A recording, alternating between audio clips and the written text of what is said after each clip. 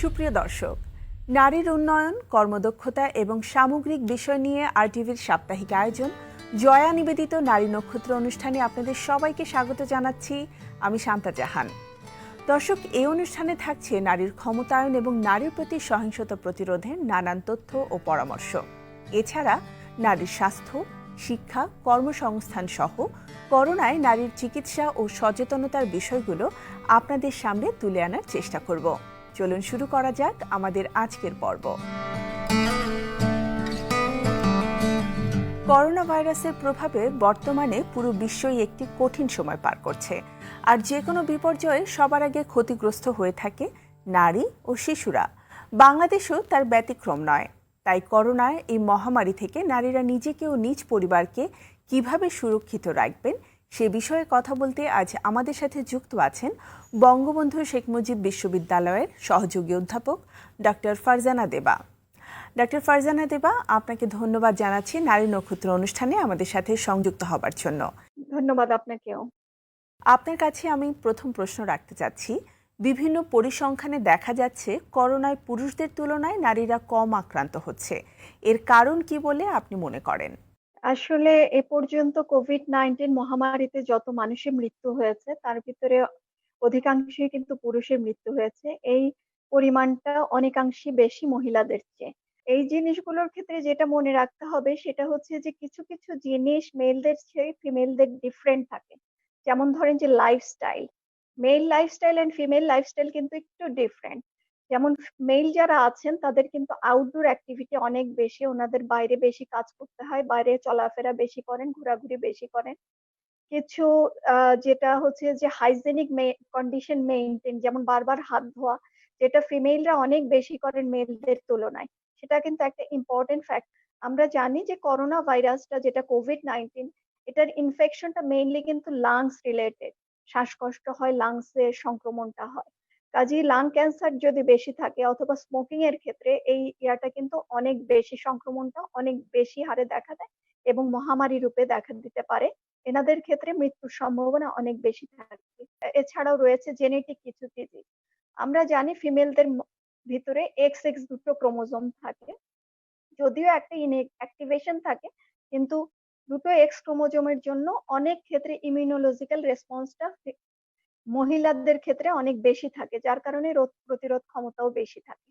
আপনার কাছে আমার দ্বিতীয় প্রশ্ন, রোজই বাড়ছে কোভিড-19 আক্রান্তের সংখ্যা। সম্প্রতি আমরা জানতে পারছি কোভিড-19 ভাইরাস বাতাসে ভেসে সংক্রমণ ছড়িয়ে দিতে পারে অনেক দূর পর্যন্ত। এটা কতটুকু সত্য? আসলে কোভিড-19 তো একটা খুব নতুন ধরনের ভাইরাস, যার কারণে এটাকে নোভেল ভাইরাস বলা হয়। এটার অনেক ক্যারেক্টারিস্টিক্স বা অনেক স্বভাব চরিত্র কিন্তু আমরা পুরোপুরি জানি না। তো রিসেন্টলি WHO সহ কিছু বিজ্ঞানী ধারণা করেছেন যে কোভিড-19 হয়তো এয়ারবর্ন বা বাতাসে ছড়ায়। তো কোভিড-19 যে জিনিসটা হচ্ছে যে আমরা বলি যে ছড়াতে পারে ইনফেক্টেড পারসন থেকে পারসনে, কিন্তু এটা ইউজুয়ালি এয়ারবর্ন যে প্রসিডিওর আছে, মেডিকেল প্রসিডিওর, যেমন একটা রোগী যখন মেকানিক্যাল ভেন্টিলেশনে থাকে অথবা high flow nasal cannula use করা হয়, সেক্ষেত্রে এগুলো অ্যারোসল বর্ন প্রসিডিওর, অর্থাৎ এইসব ক্ষেত্রে অ্যারোসল প্রডিউস হয়। এই অ্যারোসল গুলো কিন্তু রোগীদের ক্ষেত্রে অনেক বেশি মারাত্মক বা আশেপাশের লোকজনের ক্ষেত্রে মারাত্মক, যে কারণে আমরা কিন্তু দেখছি যে আমাদের অনেক ডাক্তার ইনফেক্টেড হচ্ছেন। এইটা হচ্ছে, এটার কারণ একটাই, বিশেষ করে আইসিইউ ডাক্তাররা যারা ইনফেক্টেড হচ্ছেন, এদের কারণ একটাই যে আইসিইউ তে যে মেডিকেল প্রসিডিওর গুলো হয় এগুলো অ্যারোসল জেনারেটিং প্রসিডিওর। এই প্রসিডিওরের ক্ষেত্রে এটাকে আমরা এয়ারবর্ন বলতে পারি। আর আরেকটা জিনিস হতে পারে যে ইনডোর, একদম একদম বদ্ধ ঘরের মধ্যে যদি পুয়ার ভেন্টিলেশন থাকে, অর্থাৎ বাতাস চলাচল একদম হচ্ছে না, এইসব, যেমন লিফটে যদি, এমনকি বলা হয় যে লিফটে 15 সেকেন্ডের মধ্যে অনেক সময় ইনফেকশনটা ছড়াতে পারে। কাজেই এটা মাথায় রাখতে হবে যে ক্লোজ কন্টাক্টে যদি একেবারে ইনডোর, যেখানে ভেন্টিলেশনের অভাব রয়েছে ইনডোর সেটিং এ, এটা ছড়াতে পারে, অথবা অ্যারোসল প্রডিউসিং যে প্রসিডিওর গুলো আছে এসব ক্ষেত্রেও কিন্তু এই রোগটা এয়ারবর্ন হিসেবে বা বাতাসে ভেসে বেড়াতে পারে। ডক্টর ফারজানা দেবা, আমরা নারী নক্ষত্র পেজে করোনা নিয়ে প্রচুর মেসেজের মাধ্যমে প্রশ্ন পেয়েছি। তার মধ্যে দু একটি প্রশ্ন আমি আপনার কাছে করতে চাই। প্রথম প্রশ্ন, রাজশাহী থেকে জান্নাতুল লিজা লিখেছেন, আমি একটি বেসরকারি প্রতিষ্ঠানে চাকরি করতাম। করোনার প্রকোপে প্রতিষ্ঠানটি এখন বন্ধ, তাই সারাদিন বাড়িতে বসে থাকতে হচ্ছে। ভয় হয় জিএডি বা জেনারেলাইজড অ্যাংজাইটি ডিসঅর্ডারের। এ থেকে পরিত্রাণের উপায় কি? যেহেতু আপনি একটা বাইরের একটা জায়গায় কাজ করতেন, প্রতিদিনই বাইরে যেতে হতো, অনেক কলিগের সাথে দেখা হতো, আশেপাশের এনভায়রনমেন্টের সাথে পরিচয় হতো। আসলে এই জিনিসটা তো এখন হচ্ছে না। একদম কমপ্লিটলি বাসায়। এই সময় ডিপ্রেশন আসতে পারে, অ্যাংজাইটি ডিসঅর্ডারে ভুগতে পারেন। তবে অ্যাংজাইটি ডিসঅর্ডার যেহেতু মেন্টাল ডিসঅর্ডার অথবা মানসিক সমস্যা, এটা থেকে কিন্তু পরিত্রাণের উপায় আপনাকে নিজেই বের করে নিতে হবে। রিল্যাক্স থাকবেন, খুব বেশি টেনশন করবেন না। মাঝে মধ্যে ফ্যামিলিকে গুড টাইম দেবেন, যেটাকে বলে কোয়ালিটি টাইম। বাসায় যদি বাচ্চা থাকে, হাজবেন্ড থাকে, তাদের সাথে ভালো সময় কাটান।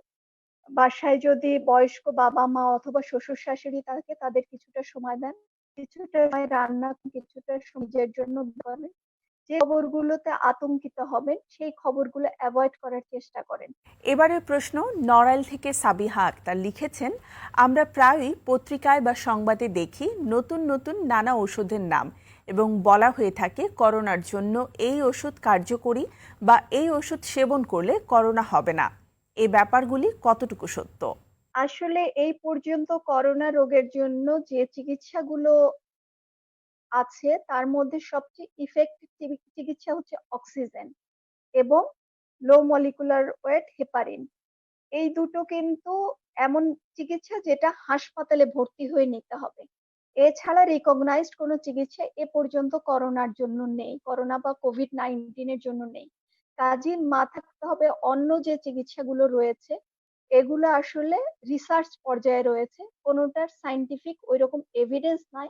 কোনো সময় বলা হয় যে অ্যাজিথ্রোমাইসিন ভালো কাজ করবে, অনেক সময় বলা হয় যে আইভারমেকটিন ভালো কাজ করবে। কিন্তু এটার সায়েন্টিফিক কোনো এভিডেন্স নাই যে কোনটা কোন রোগের জন্য ভালো। ধন্যবাদ ডাক্তার ফারজানা দেবা, আপনার শত ব্যস্ততার মাঝেও আমাদেরকে সময় দেওয়ার জন্য। নারী নক্ষত্র অনুষ্ঠানের সদস্য সবাইকে আমার তরফ থেকে ধন্যবাদ।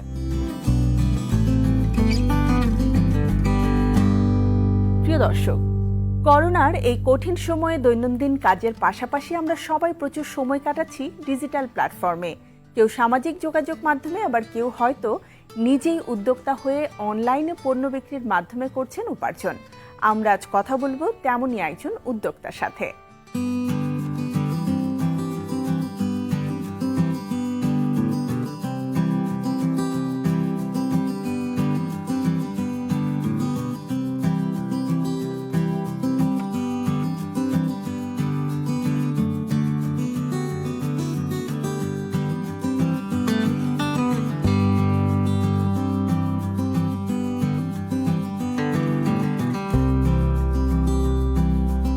আজকাল অনেকে ইন্টারনেট ব্যবহার করে অনলাইনে ব্যবসা করছেন বা ব্যবসা শুরু করার কথা চিন্তা করছেন, কিন্তু ব্যবসা শুরু করার আগে যে প্রশ্নটি সবার আগে সামনে আসে সেটি হলো কোথায় এবং কিভাবে করব।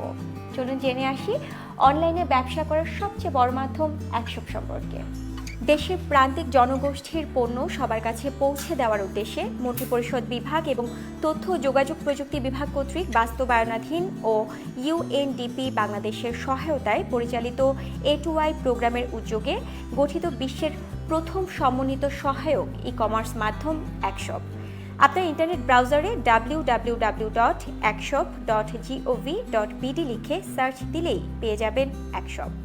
এর সাথে সংযুক্ত রয়েছে সমগ্র দেশের ৫,২৮৩টি ডিজিটাল সেন্টার এবং ১০,০০০ জন সহায়ক উদ্যোক্তা।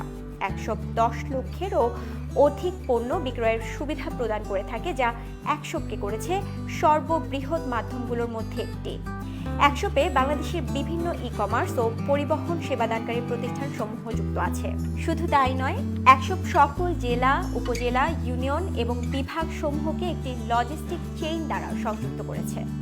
অ্যাকশপের মাধ্যমে পণ্য বিক্রির মাধ্যমে একজন সফল উদ্যোক্তা হয়েছেন শ্রীমঙ্গলের শিউলি আক্তার। আমি ই কমার্স সম্পর্কে কিছুই জানতাম না। আমি অ্যাকশপের মাধ্যমে ই কমার্সের উপরে অনেকগুলো ট্রেনিং করি। আর ওইখান থেকেই আমি আমার ইচ্ছা হয় যে না, আমি ই কমার্সে ব্যবসা করব।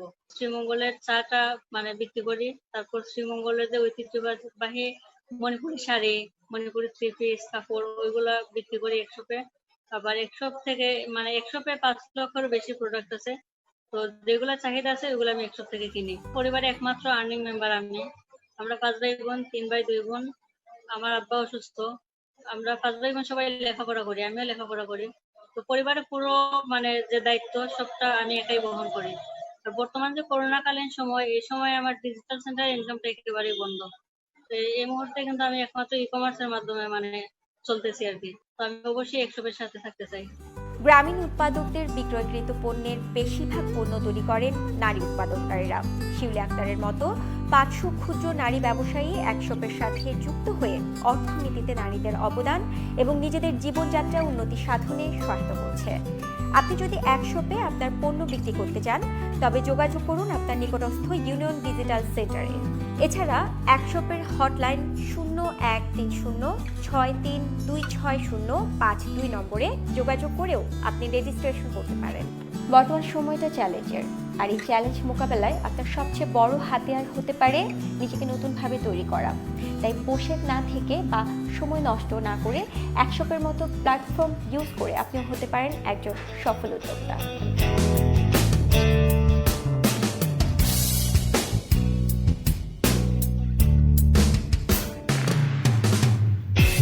সুপ্রিয় দর্শক, সারাদিনের ব্যস্ততার মাঝে কিছুটা সময় বের করে আপনিও বাড়িতে বসে অনলাইনে বিভিন্ন পণ্য বিক্রি করে হয়ে উঠতে পারেন একজন সফল নারী উদ্যোক্তা। সাথে করতে পারেন কিছু বাড়তি উপার্জন। বাংলাদেশ নারী ক্রিকেট দলের অলরাউন্ডার ও সাবেক অধিনায়ক সালমা খাতুন। নারী অগ্রযাত্রায় তিনি নিজেই একটি উদাহরণ। করোনাকালীন এই সময়ে কেমন আছেন তিনি, কেমন কাটছে তার সময়, আর নারী সুরক্ষা ও অগ্রযাত্রা নিয়ে কি ভাবছেন সালমা? চলুন শুনে আসি তার কাছ থেকেই।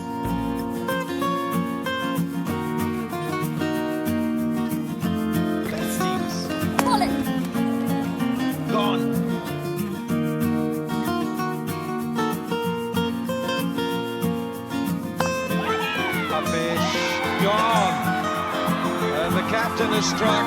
That's a big blow. Bangladesh. প্রথমত আমি এখন আমার বাসার ফ্যামিলিকে সবাইকে সময় দিচ্ছি এবং পাশাপাশি যেহেতু আমি স্পোর্টসম্যান, পাশাপাশি আমি ফিটনেসের কাজ করছি এবং ফিজিও ট্রেনার এবং কোচের সঙ্গে পরামর্শ নিচ্ছি যাতে ফিটনেসের কাজ কীভাবে ভালো করা যায় সেগুলো আমাকে ইনফরমেশন দেওয়া হচ্ছে এবং সেগুলাই আমি বাসায় বসে করছি। আমার মতে পরিবারকে সুরক্ষিত রাখার জন্য অবশ্যই নারীদের একটু ভূমিকা বেশি থাকে, যেহেতু বাসায় বাচ্চা কাচ্চা থাকে, তাদেরকে হ্যান্ড ওয়াশ হাত ধোয়ানোর জন্য বারবার করতে হয়। বাট পরিবারের সবাইকে যদি সবাইকে হেল্প করে তাহলে পরিবার সুরক্ষিত থাকবে এবং এইখানে পুরুষদেরও ভূমিকা আছে, শুধু যে নারীদেরই ভূমিকা তা না, একটু নারীদের ভূমিকাটা বেশি, বাট পাশাপাশি পুরুষরাও হেল্প করছে। একসময় আমাদের সমাজে এই প্রচলনটা ছিল, বাট বর্তমান সময়কালীন আমাদের দেশে কিন্তু এখন উভয় পুরুষ এবং নারী দুজনেই অফিস আদালত করছে। সহিংসতা বৃদ্ধি পেয়েছে, এটা আমিও জানি, কিন্তু এটা নিয়ে ভয় পাওয়ার কোনো কারণ নেই। আমাদের দেশে এখন অনেক নারী কল্যাণ প্রতিষ্ঠান আছে যারা নারীদের অনেক সেবা দিয়ে যাচ্ছে, এদের মাধ্যমে আমরা প্রতিরোধ করতে পারি। প্রথমত একটা নারীর পরিবার থেকে সাপোর্টটা ইম্পর্টেন্ট এবং আমরা জানি আমাদের দেশের প্রধানমন্ত্রী একজন নারী, তা থেকে আমরা অনেক ইন্সপায়ার হতে পারি। ধন্যবাদ। আপনারা সবাই ঘরে থাকবেন, সুস্থ থাকবেন, এই কামনাই করি।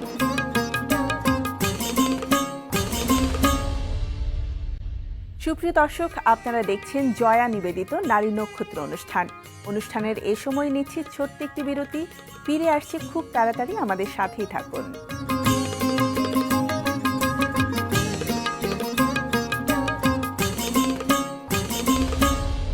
যেমন দুঃসময় পার করছি, সাথে সাথে পরিবারের সবার মানসিক সুস্বাস্থ্যের জন্য নারী পুরুষ সবাই মিলে কিছুটা সময়ও কাটাচ্ছি। আপনার পরিবারের সবার সাথে কাটানো তেমন কোনো সময়ের ছবি বা ভিডিও আপলোড করুন আপনার ফেসবুক প্রোফাইল থেকে আগামী 17 আগস্টের মধ্যে। ক্যাপশনে অবশ্যই ফ্যামিলি টাইম, কোয়ালিটি টাইম লিখুন, আর ছবি বা ভিডিও সহ লেখা আপলোড করার সময় অবশ্যই প্রাইভেসি সেটিং পাবলিক করে রাখবেন।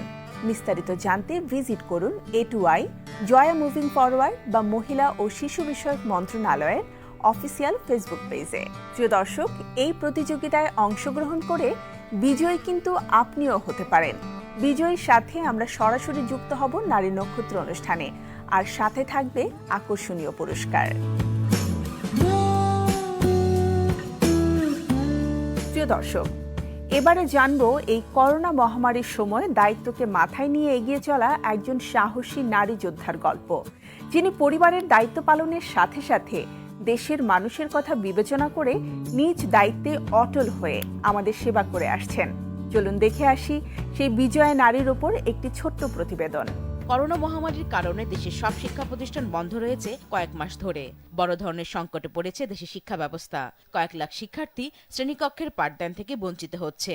এই অবস্থা থেকে পরিত্রাণ পেতে অনেক শিক্ষক অনলাইন ক্লাস নিচ্ছেন। তাদের মধ্যে অন্যতম দৃষ্টান্ত রওশন আক্তার। 2010 সাল থেকেই HY শিক্ষকদেরকে ডিজিটাল কন্টেন্ট ডেভেলপমেন্টের বিভিন্ন ট্রেনিং করিয়েছিল।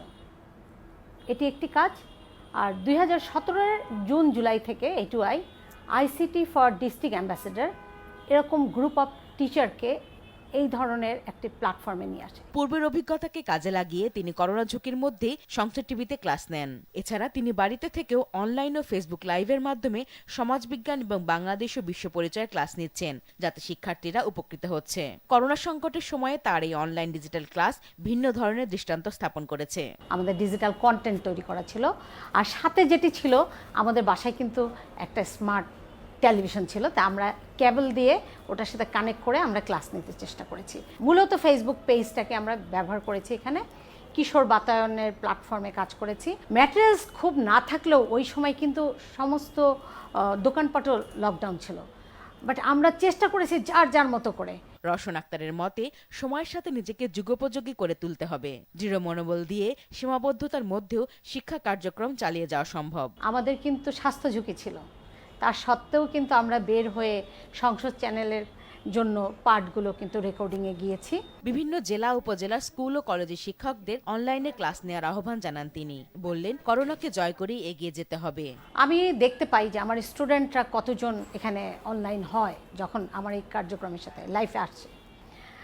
এতে আসলে হতাশা হওয়ার কিছু নাই। কখনো 50% দেখি, কখনো 70% দেখছি। আমি কিন্তু মোবাইলে একটা ফোন করে তাকে যদি বলি যে তুমি ওই ক্লাসটি যদি পারো দেখো, এটিই কিন্তু একটা শিক্ষকের জন্য যথেষ্ট। শিক্ষার্থী কিন্তু এখানে ভীষণ উৎসাহের সাথে তখন ভাবে যে ম্যাডাম আমাকে আলাদা ফোন করে এই খোঁজটি নিয়েছে। পরীক্ষা নিয়ে ভাবার কোনো দরকার নাই। এখানে কিন্তু দক্ষতাটা বাড়ানো যেতে পারে। এই কোভিড-19 আমার শিক্ষার্থীরা আগে যখন একটা শিক্ষকের ইনস্ট্রাকশনে, মার ইনস্ট্রাকশনে, একটা পাঠ্যপুস্তকের একটা বিদ্যালয়ের কাঠামোর মধ্যে পড়ে থাকতো সবসময়, এখন কিন্তু তার নিজস্ব একটা টাইম আছে। রওশন আক্তার 15 বছর ধরে নিষ্ঠার সাথে শিক্ষকতা করছেন। ব্যক্তি জীবনেও সফল একজন নারী, একজন সফল মা। তার স্বামী অবসরপ্রাপ্ত সেনা কর্মকর্তা এবং 2 সন্তান ইঞ্জিনিয়ার। নারী হয়ে সমাজের সকল বাধা পেরিয়ে সামনের দিকে এগিয়ে যাওয়া এক নক্ষত্র রওশন আক্তার চৌধুরী। প্রিয় দর্শক, করোনার এই কঠিন সময়েও আমরা নারীরা পিছিয়ে নেই। যে কোনো দুর্যোগকালীন সময়েও নারীরা এক একটি নক্ষত্র হয়ে আলো ছড়িয়ে যাচ্ছে দেশ এবং সমাজের কল্যাণে। বিজয়া, তোমাকে জানাই নারী নক্ষত্র অনুষ্ঠানের পক্ষ থেকে শ্রদ্ধা ও ভালোবাসা। প্রিয় দর্শক, জয়া নিবেদিত নারী নক্ষত্র অনুষ্ঠানে আজকে আমাদের সাথে অতিথি পর্বে যুক্ত আছেন ঢাকায় নিযুক্ত কসোভোর মাননীয় রাষ্ট্রদূত জনাব গুনার urea.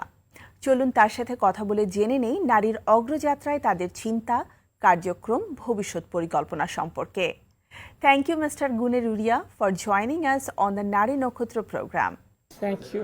Mr. Guner, firstly, I would like to hear from you. The COVID-19 is disproportionately impacting women as existing gender inequalities are exacerbating gender-based disparities between women and girls in terms of access to information, resources to cope with the pandemic and its socio-economic impact. In your view, what is the reason behind?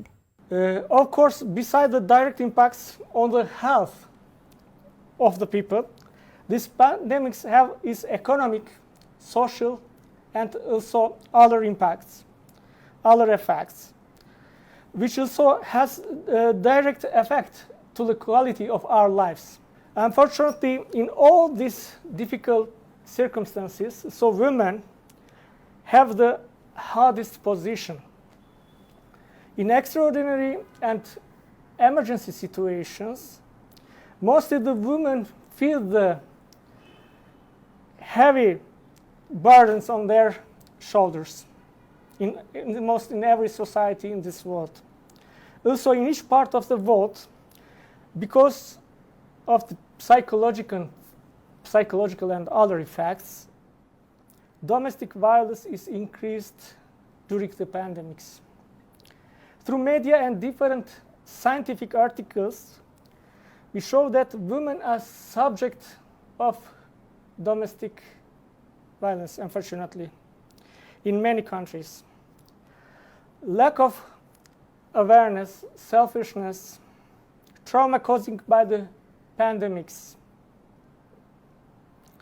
and other problems.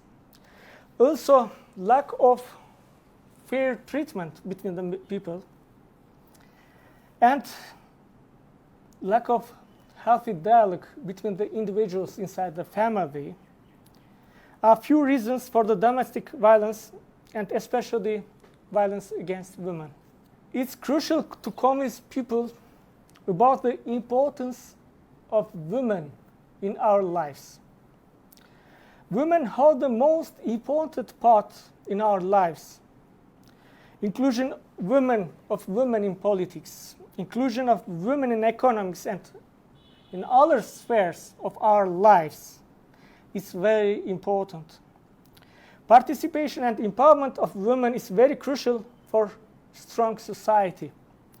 Women should not be marginalized from the main spaces of power in the society.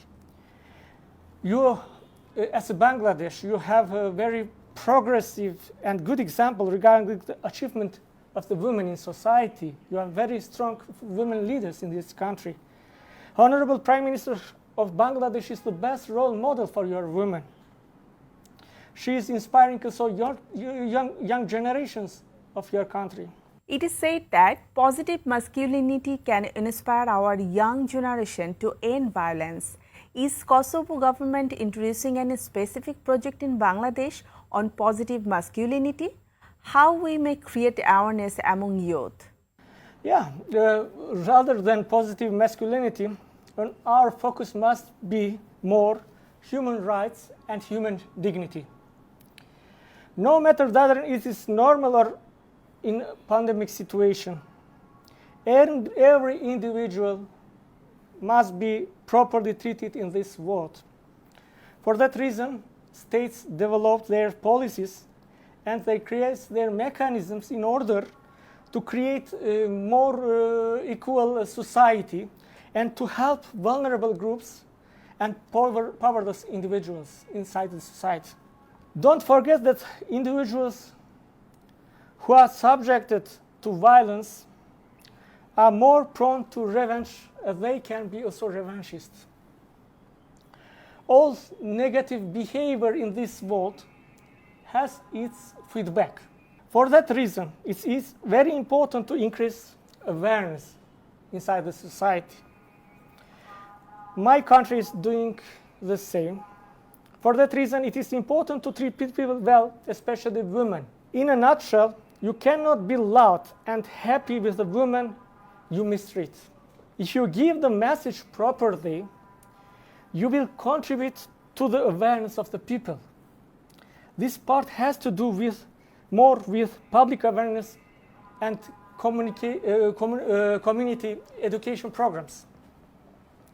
And be remembered, countries, including my country, Kosovo, but also Bangladesh, has strict laws for violence against women. By committing violence against women, men are committing crimes against state law.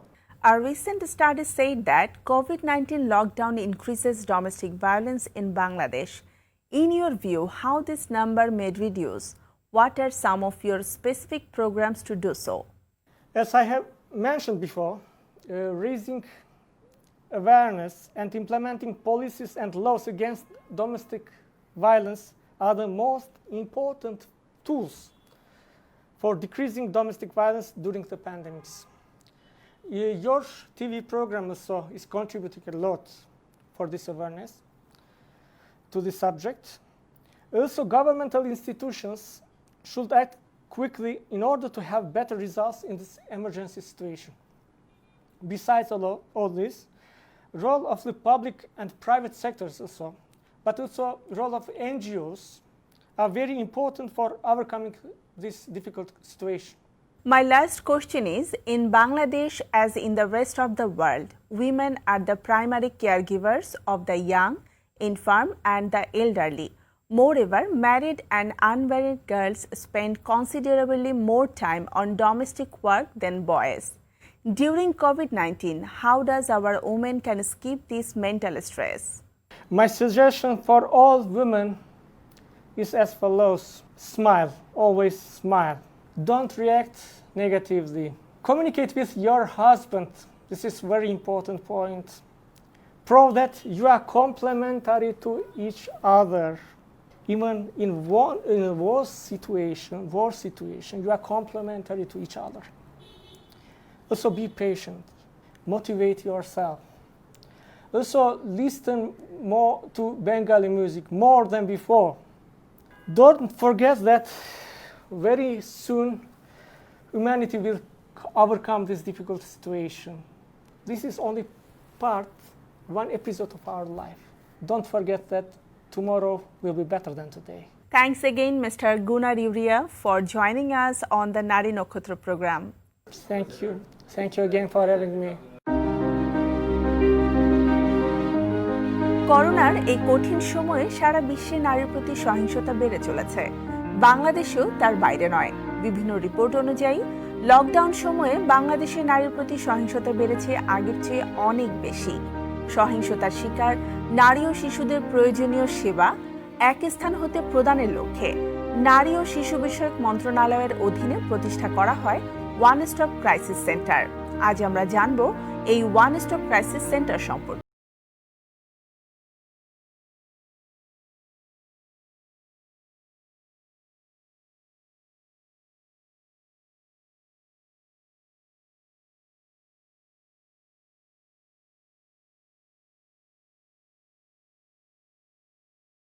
সত্য বাংলাদেশের জন্য বর্তমান সময়ে নারীর প্রতি ও শিশুদের প্রতি সহিংসতার পরিমাণ বিপজ্জনক হারে বেড়ে গেছে। পত্রিকা ও বিভিন্ন মিডিয়ায় আমরা নতুন নতুন এমন সব নারী সহিংসতার বিবরণ পাচ্ছি যা কিছুদিন আগেও ছিল অকল্পনীয়। অ্যাকশন ইন বাংলাদেশ ও জাতীয় নারী নির্যাতন প্রতিরোধ ফোরামের এক যৌথ সমীক্ষায় দেখা গেছে বর্তমানে ৩ জন নারীর মধ্যে 2 জন সহিংসতার শিকার, যার বেশিরভাগ শারীরিক আঘাত, যৌন সহিংসতা, যৌন হয়রানি, ধর্ষণ, বাল্যবিবাহ, নারী পাচার ও ঘরোয়া সহিংসতার অন্তর্ভুক্ত। নির্যাতনের শিকার এসব নারী ও শিশুদের প্রয়োজনীয় সব সেবা এক স্থান থেকেই দেবার উদ্দেশ্যে মহিলা ও শিশু বিষয়ক মন্ত্রণালয়ের অধীনে গঠন করা হয় ওয়ান স্টপ ক্রাইসিস সেন্টার বা ওসিসি। এক্সামিনেশন, ইনভেস্টিগেশন, তারপর সমস্ত যে এইডসের চিকিৎসা সহ আমরা সব ধরনের চিকিৎসা দেই। নারী নির্যাতন প্রতিরোধ কল্পে মাল্টি সেক্টরাল প্রোগ্রামের আওতায় ঢাকা, রাজশাহী, চট্টগ্রাম, সিলেট, বরিশাল, খুলনা, রংপুর, ফরিদপুর এবং কক্সবাজার মেডিকেল কলেজ হাসপাতালে ওয়ান স্টপ ক্রাইসিস সেন্টার প্রতিষ্ঠা করা হয়েছে। আর সহায়তা পাবার প্রক্রিয়াটা কিন্তু খুব সহজ। মেজরিটি কেস, সিভিয়ার এবং ক্রিটিক্যাল কেস আমাদের ইনফরমেশন দেয়, আমরা ও জায়গায় আমাদের টিম চলে যায়, ওসিসি টিম গিয়ে আমরা চিকিৎসার পাশাপাশি আমরা আমাদের আইনি সহায়তা, লজিস্টিক সাপোর্ট সেগুলো আমরা শুরু করে দেই। ওসিসি সমূহ সংশ্লিষ্ট হাসপাতালের পরিচালকের সার্বিক তত্ত্বাবধান ও দিক নির্দেশনায় পরিচালিত হয়। আর দিন দিন বাড়ছে ওসিসি থেকে সেবা গ্রহণের হার। 2001 থেকে আমাদের এই ওসিসিতে যে আগত নারী ও শিশুর সহায়তা দিয়েছি সেগুলোর সংখ্যা physical assault, sexual assault, burn, এই 3 ধরনের রোগী তো এই জায়গায় আসে। এই সব মিলিয়ে আমাদের about 9561।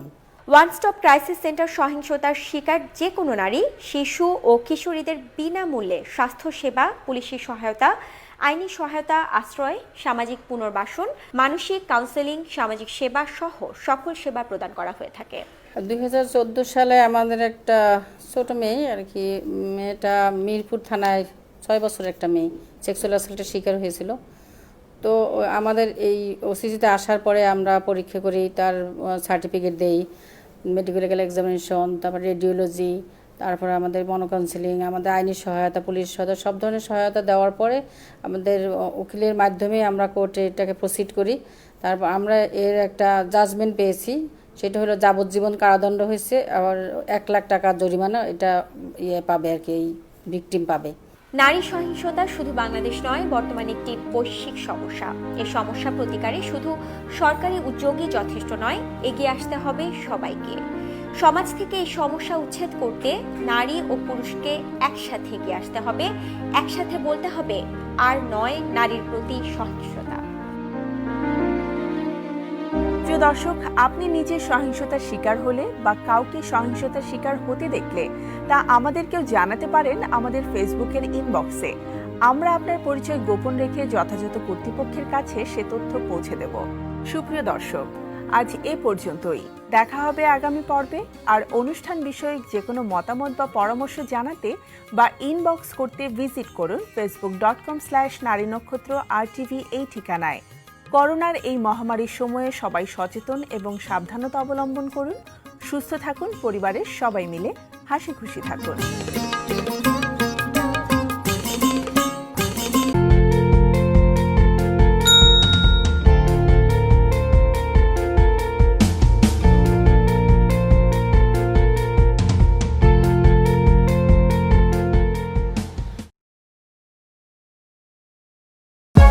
For more updates, subscribe and press the bell icon on YouTube app and never miss another update.